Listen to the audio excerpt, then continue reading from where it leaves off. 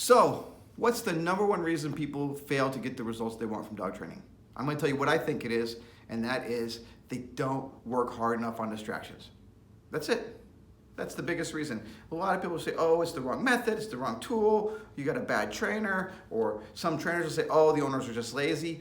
Listen, the right method is the right method, the best method is the best method, the best tool for that job is the best tool for that job. I get it, I'm not saying those things don't matter. But more often than not, the problem isn't in the method itself. More often than not, it is they're not practicing in real life sort of situations. In other words, they're not preparing the dog for a level of distraction that they're going to see in the real world.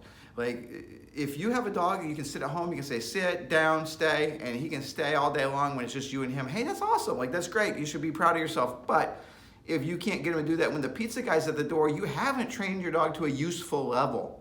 Right now, it's still a trick. It's still a game. It's fun, and you shouldn't feel bad about it because you've made some work. You've done some work. You've made some progress, but you can't count on that dog, right? You have to prepare them for the real world things because that's when you need it. Obedience is never more, or training is never more important than when the dog is excited or distracted. That's when it matters most.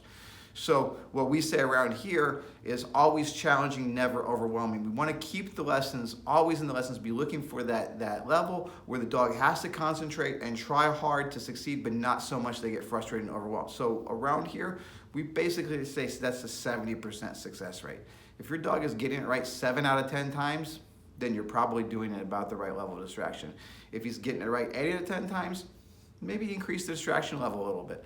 If he's getting it right only 6 out of 10 times, maybe decrease the distraction level a little bit. Now, I'm not talking, you got to do, like when a new distraction comes in, he's going to often, maybe be at that 50% or even 40% success rate. But after a few reps, you should see that get back to that 70%. So I don't mean the first couple times.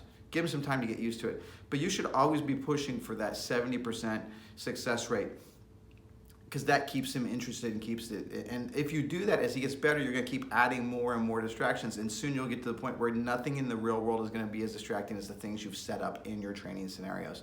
And you're also going to know what distractions are your dog is most likely to make a mistake over. And finally, you're going to get really skilled at getting your dog back with you when he makes a mistake. So all of those things your dog's going to improve his resistance to distractions. You're going to learn what sorts of distractions are most enticing to him, so you can sort of prepare for them. When you see things in the real world that are new, you go, oh, that's the sort of thing that's really going to get my dog going.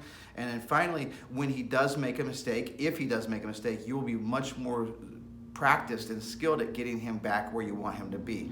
Oh, and finally, you'll be able to recognize when he's about to make a mistake and catch it beforehand, because that's important too. If you can catch him when he's thinking about making a mistake, that's going to be a lot more valuable anyway. So don't neglect distractions. I know it's hard. I know when you're out there, you're working with your dog and he's doing good and you're making progress, you want to go, okay, that's great. I don't want to rock the boat. I get that. And they can have, every once in a while you can have a soft day like that, man, have some fun. But that shouldn't be your daily thing. That should be a treat that you and the dog both decide to have. What you want to do though is make it challenging. Make it challenging every lesson. And if you do that, I promise you, if you do that, it doesn't matter what method you're using. If you do that, if you shoot for that 70% success rate and you achieve it, you're going to get a better dog every time you go out there, all right? So always challenging, never overwhelming, but use those distractions. That's the important thing. If you like this video, and I hope you do, I hope you find it valuable. If you like it, go ahead and click that like button below, click that subscribe button below, please, and leave me a comment and share it if you feel like it, all right? So that's all I got today. Thanks for watching, and I will see you around. Bye.